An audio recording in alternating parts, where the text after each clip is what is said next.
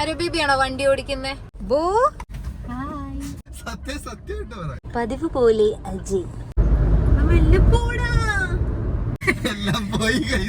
ആരോ.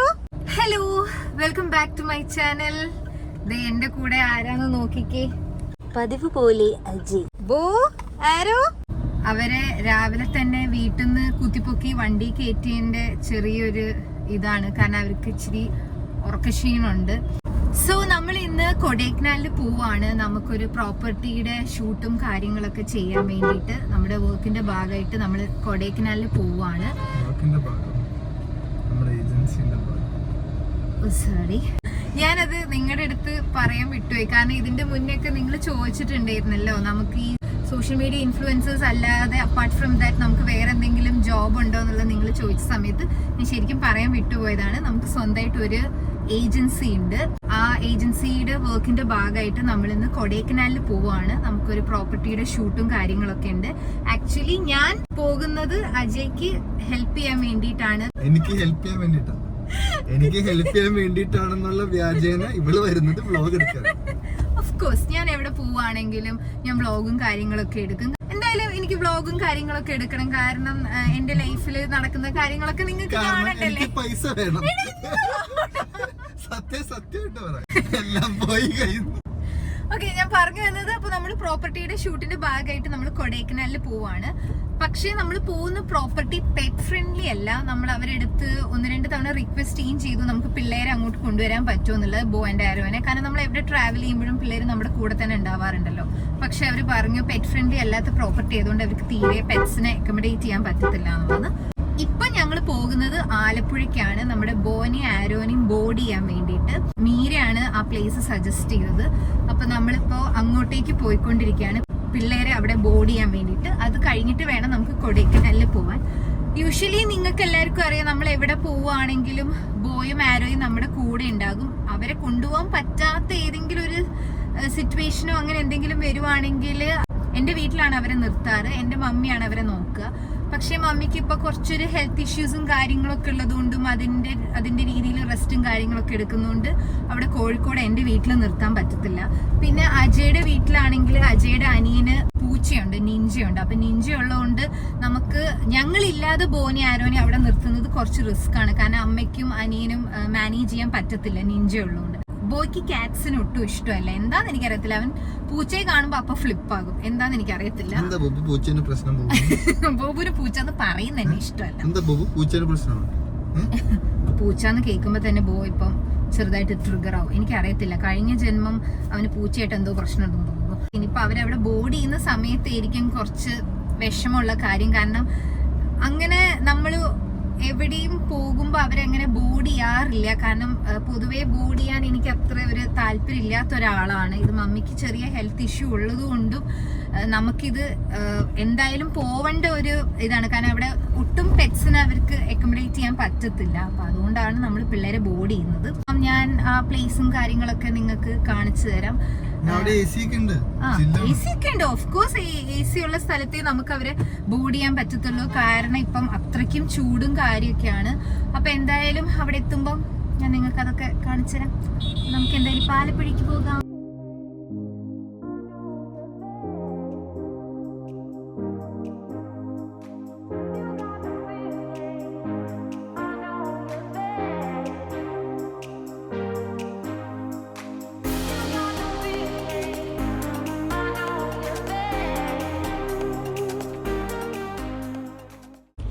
ആരോ ബാക്കിൽ കിടന്നുറങ്ങുമ്പോൾ ബോ എപ്പോഴും ഇതുപോലെ ഇങ്ങനെ സൈഡിലാണ് ഇരിക്കുക. പിന്നെ അവന് ഈസി കിട്ടാനും കൂടെ വേണ്ടിയിട്ടാണ് ഇങ്ങനെ സൈഡിൽ ഇരിക്കുന്നത്. ബോബുക്കണ്ണനും ഡാഡിയും ട്വിന്നിങ് ആണല്ലോ. ബോന്റെ അതേ കളറാണ് അജയുടെ ടീഷർട്ട്. അവർക്ക് ചെറുതായിട്ട് വിശക്കുന്നുണ്ടാവും, കാരണം ഫുഡ് കൊടുത്തിട്ടില്ല. ഡ്രൈവ് ചെയ്യുന്ന സമയത്ത് ഞാൻ പറഞ്ഞല്ലോ ഫുഡ് അങ്ങനെ കൊടുക്കാറില്ല. അപ്പൊ അതുകൊണ്ട് ആലപ്പുഴ ചെന്നിട്ട് വേണം അവർക്ക് ഫുഡ് കൊടുക്കാൻ വേണ്ടിയിട്ട്. ചെറിയ വിശപ്പും കാര്യങ്ങളൊക്കെ ഉണ്ടാവും. പിന്നെ അവരിപ്പോ ഭയങ്കര എക്സൈറ്റഡ് ആണ്, കാരണം കുറെ ദിവസത്തിന് ശേഷമാണ് നമ്മുടെ കൂടെ അവരിങ്ങനെ വണ്ടിയിൽ ഒരു ഡ്രൈവിന് വരുന്നത്. അതെ, അതാണ് എനിക്കും ഭയങ്കര ഒരു വിഷമമുള്ള കാര്യം. കാരണം ബോ വിചാരിച്ചത് ഇപ്പം നമ്മുടെ കൂടെ അവരും കൊടൈക്കനാലിൽ നിന്നല്ല, നമ്മളിപ്പോ എങ്ങോട്ടാണോ പോകുന്നത് അങ്ങോട്ടേക്ക് അവര് വരുന്നുണ്ട് എന്നാണ്. പക്ഷെ ബോഡി ചെയ്യുന്ന സമയത്ത് ഭയങ്കര വിഷമമായിരിക്കും. കാരണം എന്റെ വീട്ടിലാകുമ്പോൾ അവർക്ക് വലിയ പ്രശ്നമില്ല. കാരണം മമ്മിയായിട്ടും ചേട്ടനായിട്ടൊക്കെ അവർ ഭയങ്കര കമ്പനിയാണ്. പിന്നെ അവിടെ റോക്കി ഉണ്ട്. അപ്പൊ അതുകൊണ്ട് വലിയ പ്രശ്നമോ കാര്യങ്ങളോ ഒന്നുമില്ല. പക്ഷെ ഇതിപ്പോ പുതിയൊരു സ്ഥലത്ത് ഇങ്ങനെ ബോഡി ചെയ്യുമ്പോൾ എങ്ങനെ എന്താണെന്നൊന്നും അറിയത്തില്ല. പക്ഷെ ചില സിറ്റുവേഷനിൽ നമ്മൾ ഇതുപോലെ ബോഡി അല്ലാതെ നമുക്ക് വേറെ ഓപ്ഷൻ ഇല്ല. കാരണം പെറ്റ്സ് അലൗഡ് അല്ലാത്തൊരു സ്ഥലത്ത് പോകുമ്പോൾ നമുക്ക് അവരെ ഏറ്റവും സേഫ് ആക്കി വെക്കാൻ പറ്റുന്ന ഒരു സ്ഥലം വേണം. ഇങ്ങനെ ബോഡി ചെയ്യാനും കുറെ ഓപ്ഷൻസ് ഉള്ളത് വളരെ ഒരു ഭാഗ്യമാണ്. കാരണം നമുക്കില്ലെങ്കിൽ നമ്മുടെ ഇതുപോലെ നമ്മുടെ പെറ്റ്സിനൊക്കെ നമ്മൾ എവിടെ കൊണ്ടാക്കും. അപ്പോൾ അതുകൊണ്ട് ഒരുപാട് ആൾക്കാർ ഇങ്ങനെ പെറ്റ് ബോർഡിംഗ് ആയിട്ടും പെറ്റ് സിറ്റിംഗ് ആയിട്ടും ഒക്കെ ഇങ്ങനെ ഉള്ളത് കൊണ്ടാണ് നമുക്ക് കുറച്ചുകൂടി ഒരു സമാധാനം ഉള്ളത്. ആരോ നല്ല ഉറക്കാണ്. കാരണം രാവിലെ കുത്തിപ്പൊക്കി എഴുന്നേപ്പിച്ച് വന്നോണ്ട് നല്ല ഉറക്കാണ്. ഫ്രണ്ട് കേറാനാണോ അതോ അവന് സൂസു പൊട്ടി എന്തേണ്ടോ? ഫ്രണ്ടില് കയറേണ്ട കാര്യം പറഞ്ഞപ്പോ ദേ ആരോ ബേബി എഴുന്നേറ്റിട്ടുണ്ട്. കാരണം ആരോ ആണ് എപ്പോഴും ഫ്രണ്ടിലേക്ക് വരാറ്. എന്താണ് ആരോ ബേബി? ബൂബു ആണോ വണ്ടി ഓടിക്കുന്നേ? ബൂബു ആണോ വണ്ടി ഓടിക്കുന്നേ? നമ്മള് ആലപ്പുഴയ്ക്കാ പോകുന്നത്. ആലപ്പുഴയിലാണ് നിന്റെ ഗേൾ ഫ്രണ്ട് ഉള്ളത്, വിന്റർ. ഇപ്പൊ നമുക്ക് പോകുമ്പോ മീരന്റെ അടുത്ത് കേറാൻ പറ്റത്തില്ല. കാരണം നമ്മള് ആലപ്പുഴയില് നീ ചെറുതല്ല ആരനെ പോലെ എന്റെ മടി ഇരിക്കാനായിട്ട്. വയസ്സുകൊണ്ട് ചെറുതാണെങ്കിലും ശരീരം കൊണ്ട് വലുതാണ്. അപ്പൊ ഞാൻ പറഞ്ഞു വന്നത് ഇപ്പൊ നമുക്ക് മീരന്റെ അടുത്ത് പോകാൻ പറ്റത്തില്ല. കാരണം ആലപ്പുഴയിൽ ഇവര് ബോഡി ചെയ്തിട്ട് വേണം നമുക്ക് കൊടൈക്കനാലിൽ എത്താൻ. അപ്പൊ തിരിച്ചു വരുന്ന സമയത്ത് ഇവരെ പിക്ക് ചെയ്യാൻ വേണ്ടി നമ്മൾ ആലപ്പുഴയിൽ പോകുമ്പോ മീരന്റെ അടുത്ത് പോകുന്നതായിരിക്കും. കാരണം മീരയ്ക്കും പിള്ളേരും ഒന്ന് കാണണമെന്ന് പറഞ്ഞിട്ടുണ്ട്. പിന്നെ ബോബുവിന് അവന്റെ ഗേൾ ഫ്രണ്ടിനെ ഒന്ന് കാണാം വിന്ററിനെ. പക്ഷെ ഇപ്പൊ കണ്ട എങ്ങനെയാണെന്നൊന്നും പറയാനൊന്നും പറ്റത്തില്ല. ഇവിടെ ഷിഫ്റ്റ് ആണ്. ആദ്യം ബോ ആയിരുന്നു അജയന്റെ അടുത്ത് ഇതുപോലെ വന്നു നിന്നത്. ആരോ പിന്നെ ചോദ്യം പറച്ചിലൊന്നുമില്ല. നേരെ അങ്ങോട്ട് അജയുടെ മടിയിൽ കയറിയിട്ട് സ്റ്റിയറിംഗ് അങ്ങോട്ട് എടുക്കും. ആരോ ആണ് ഇപ്പൊ വണ്ടി ഓടിക്കുന്നത്. അമ്പോ ഇതുപോലെ അവൻ അജയുടെ മടിയിൽ ഇരിക്കുന്നുണ്ടെങ്കിലും ആള് സേഫ് ആണ്. കാരണം ഹാർനസ് ഉള്ളത് കൊണ്ട് ആള് സേഫ് ആണ്. പിന്നെ വണ്ടി ഓടിക്കുമ്പോഴാണെങ്കിലും അജയ്ക്ക് അറിയാം. കാരണം അവൻ കുഞ്ഞിലെ അവൻ ഇത് ട്രെയിൻഡ് ആണ്. അപ്പൊ ഇത് കാണുമ്പം ആരും തെറ്റായ രീതിയിൽ കമന്റോ കാര്യങ്ങളോ ഒന്നും ചെയ്യണ്ട.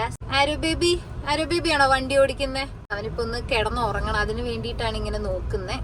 ആരോയ്ക്ക് ഭയങ്കര ഇഷ്ടമുള്ള ഒരു കാര്യമാണ് അജയുടെ മടിയിൽ ഇരിക്കുന്നത്. അത് ആരോയ്ക്കെന്നല്ല, എനിക്ക് തോന്നുന്നു ചില പെറ്റ്സിനൊക്കെ എപ്പോഴും കാറ് പോകുമ്പോ ഫ്രണ്ട് സീറ്റിൽ വരാനായിരിക്കും ഇഷ്ടം. ആരോയ്ക്ക് കൂടുതൽ ഇഷ്ടം അജയുടെ മടിയിൽ ഇങ്ങനെ ഇരിക്കാനാണ്. ആരോ ബേബി അത് ട്രെയിൻഡ് ആണ്. അവൻ ഇതുപോലെ മടിയിൽ വന്നിരുന്നിട്ട് കുറച്ചു നേരമൊക്കെ ഒന്നിങ്ങനെ ഇരിക്കും. അത് കഴിഞ്ഞ് നേരെ ആള് കിടന്നുറങ്ങും. അവന്റെ ഏറ്റവും കംഫർട്ട് ആയിട്ടുള്ള ഒരു പ്ലേസ് ആണ് അജയുടെ ലാപ്പ് എന്ന് പറയുന്നത്. എന്റെ ലാപ്ടോപ്പാണ്.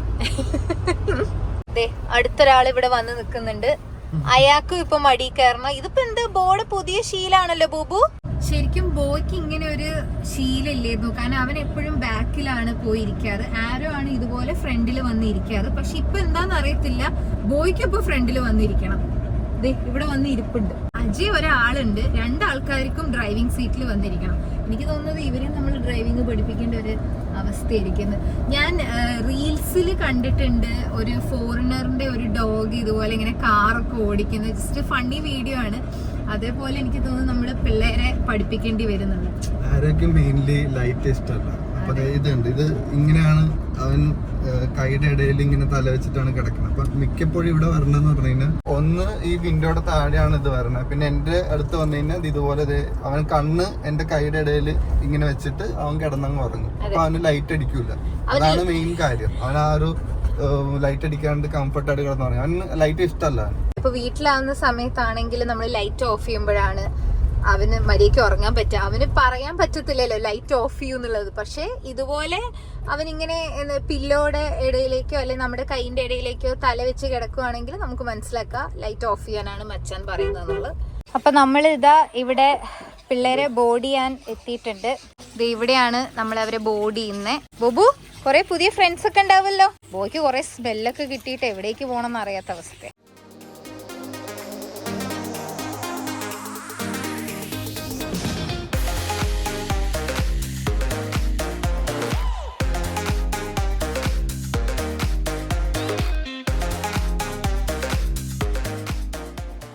അങ്ങനെ ബോനി ആരോനെയൊക്കെ നമ്മൾ അവിടെ ബോഡി ചെയ്തു.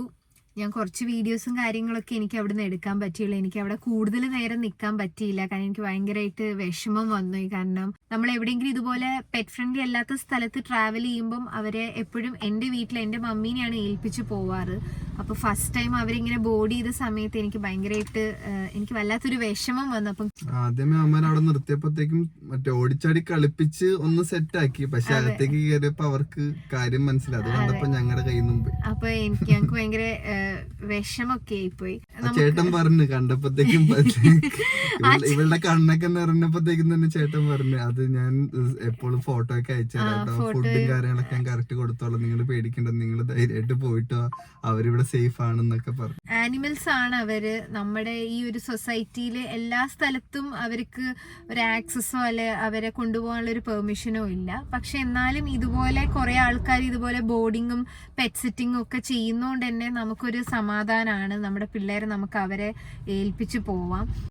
ബോയും ആരോയും കുഴപ്പമൊന്നുമില്ല. പിന്നെ അവർക്ക് അവിടെ വേറെ ഫ്രണ്ട്സ് ഒക്കെ ഉണ്ട്. വേറെ ഞാൻ പറഞ്ഞില്ല, വേറെ കുറെ ഡോഗ്സും കാറ്റ്സും ഒക്കെ ഉള്ളതുകൊണ്ട് അവരവിടെ ചില്ലായിരിക്കും. ഇപ്പൊ നമ്മൾ ലഞ്ചിന് വേണ്ടി സ്റ്റോപ്പ് ചെയ്തതാണ്.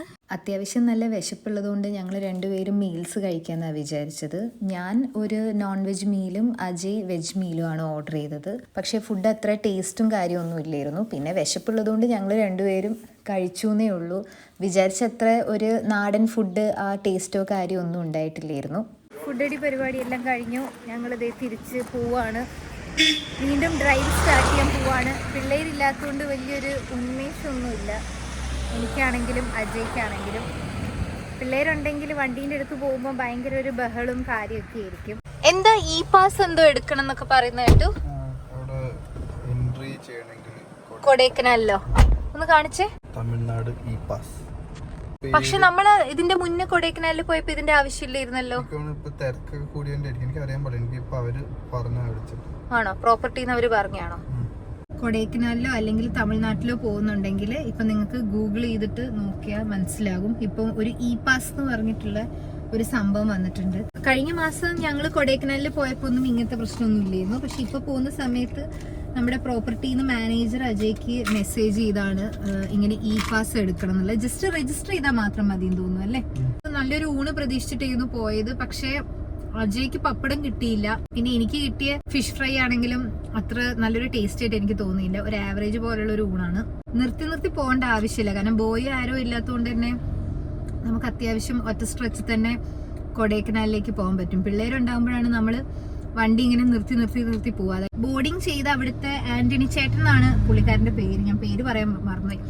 ആന്റണി ചേട്ടൻ ഇപ്പൊ എനിക്ക് വാട്സാപ്പിൽ വീഡിയോ ഒക്കെ അയച്ചു തന്നു. കാരണം അവര് ഫുഡൊക്കെ കഴിക്കുന്നൊക്കെ കുഴപ്പമൊന്നുമില്ല. എന്തായാലും അവരവിടെ 2-3 ദിവസം ചില്ലിങ് ആയിരിക്കും. അപ്പൊ നമുക്ക് എന്തായാലും നമ്മുടെ ഡ്രൈവ് വീണ്ടും സ്റ്റാർട്ട് ചെയ്യാം.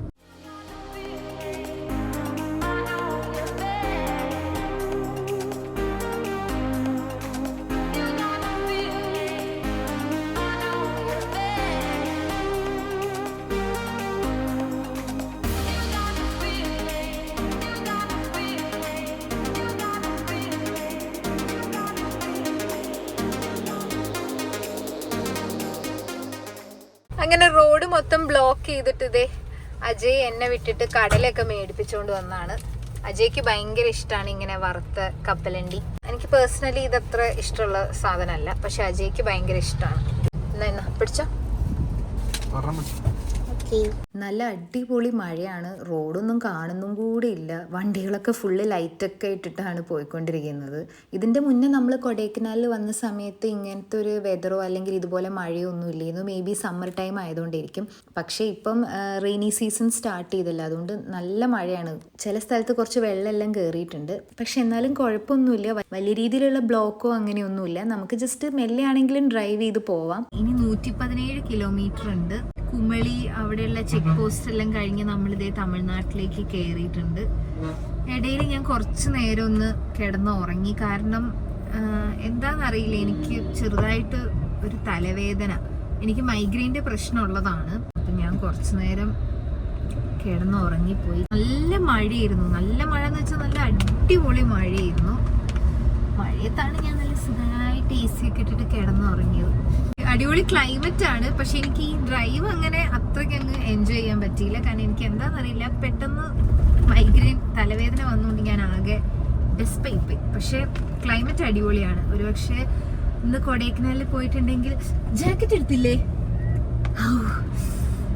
Ajay my life saver. കാരണം എനിക്ക് ഇങ്ങനെ ജാക്കറ്റും കാര്യങ്ങളൊക്കെ എടുക്കാനൊക്കെ ഞാൻ പെട്ടെന്ന് മറന്നു പോകാറുണ്ട് ട്രാവലിങ് കാര്യങ്ങളൊക്കെ ചെയ്യുമ്പോൾ. നോർമൽ ഡ്രസ്സുകളൊക്കെ എടുക്കാന്നല്ലാണ്ട് ഇങ്ങനെ ജാക്കറ്റ് അല്ലെങ്കിൽ ബൂട്ട്സ് ഇതൊക്കെ എടുക്കാൻ ഞാൻ എപ്പോഴും മറക്കാറുണ്ട്. അതൊക്കെ ഓർത്തെടുത്ത് വെക്കുന്നത് അജയാണ്. Good bye.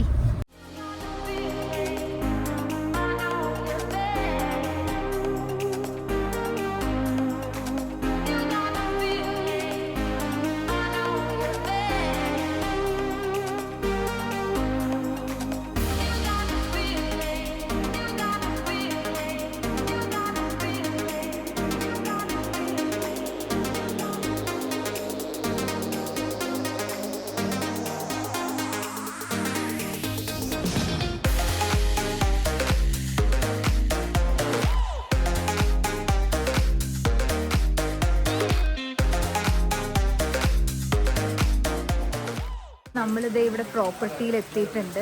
നല്ല തണുപ്പാണ്, കാരണം മഴയെല്ലാം പെയ്തതുകൊണ്ട് നല്ല തണുപ്പുണ്ട്. അപ്പം അജയ് ക്ലയൻറ്റിൻ്റെ അടുത്ത് പോയതാണ്. അവനൊരു മീറ്റിംഗ് ഉണ്ടായിരുന്നു ഇപ്പം. അപ്പോൾ അവൻ ക്ലയൻറ്റിൻ്റെ അടുത്ത് മീറ്റിങ്ങിന് പോയതാണ്. മൈഗ്രെയിൻ്റെ ഇഷ്യൂ ഉള്ളതുകൊണ്ട് ഞാൻ ക്ലയൻറ്റ് മീറ്റിങ്ങിന് പോയില്ല. അജയ് മാത്രമാണ് പോയത്. കാരണം എനിക്ക് ഭയങ്കരമായിട്ട് എൻ്റെ ഉള്ളിലിങ്ങനെ ഭയങ്കരമായിട്ടൊരു തലവേദന, ഭയങ്കരമായിട്ടൊരു വേദന പോലെ. മൈഗ്രെയിൻ്റെ ഇഷ്യൂ ആണ്. മൈഗ്രെയിൻ ഉള്ളവർക്കൊക്കെ അത് മനസ്സിലാകും.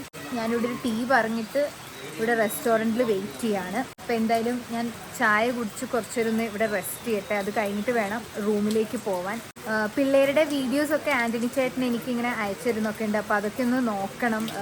നല്ല അടിപൊളി വെതറാണ് ഇവിടെ. മൈഗ്രെയിൻ ഉള്ളതുകൊണ്ടാണ് കേട്ടോ എൻ്റെ സൗണ്ട് തന്നെ കുറച്ച് ഡൗൺ ആയിട്ടിരിക്കുന്നത്. പിന്നെ ഇവിടെ ചെറിയ രീതിയിൽ മഴയും പെയ്യുന്നുണ്ട്. അങ്ങനെ ക്ലൈൻറ്റ് മീറ്റിംഗ് എല്ലാം കഴിഞ്ഞിട്ട് ദേ അജയ് തിരിച്ചെത്തിയിട്ടുണ്ട്. അപ്പോൾ നമ്മൾ ഡിന്നർ കഴിക്കുകയാണ്. ഡിന്നർ കഴിച്ചിട്ട് റൂമിലേക്ക് പോകാമെന്നാണ് വിചാരിച്ചത്. അജയ് ഓർഡർ ചെയ്തത് ദോശയും ചട്നിയാണ്. ഞാൻ ഇപ്പോഴും റൈസ് തന്നെയാണ് ഓർഡർ ചെയ്തത്. കാരണം എനിക്ക് കുറച്ച് ഹെവി ആയിട്ട് ഫുഡ് കഴിച്ചിട്ട് വേണം മെഡിസിൻ കഴിക്കാൻ വേണ്ടിയിട്ട്. പിന്നെ ഒരു ഓംലെറ്റും കൂടെ ഓർഡർ ചെയ്തിട്ടുണ്ടായിരുന്നു. പക്ഷേ ഞാൻ ഓർഡർ ചെയ്ത സമയത്ത് അവർ 2 ഓംലെറ്റ് കൊണ്ടുവന്നു. അവർ വിചാരിച്ച് അജയും നോൺ വെജ് കഴിക്കുന്നുള്ള. അപ്പോൾ അതുകൊണ്ട് 2 ഓംലെറ്റ് ഞാൻ തന്നെ കഴിച്ചു. അങ്ങനെ ഫുഡെല്ലാം കഴിച്ചതേ ഞങ്ങൾ റൂമിലെത്തി. ഇതാണ് അപ്പം നമ്മുടെ റൂം വരുന്നത്. ഒരു ടീൽ യെല്ലോ വൈറ്റ് കോംബോ തീമിലുള്ളൊരു റൂമാണ്. അപ്പോൾ എന്തായാലും ഈ വീഡിയോ ഇവിടെ സൈൻ ഓഫ് ചെയ്യേണ്ട സമയം. അപ്പോൾ അടുത്ത വീഡിയോയിൽ കാണുന്നവരെ ദിസ് ഇസ് കാറ്റ് ഗേൾ സൈനിങ് ഓഫ്. ടാറ്റാ.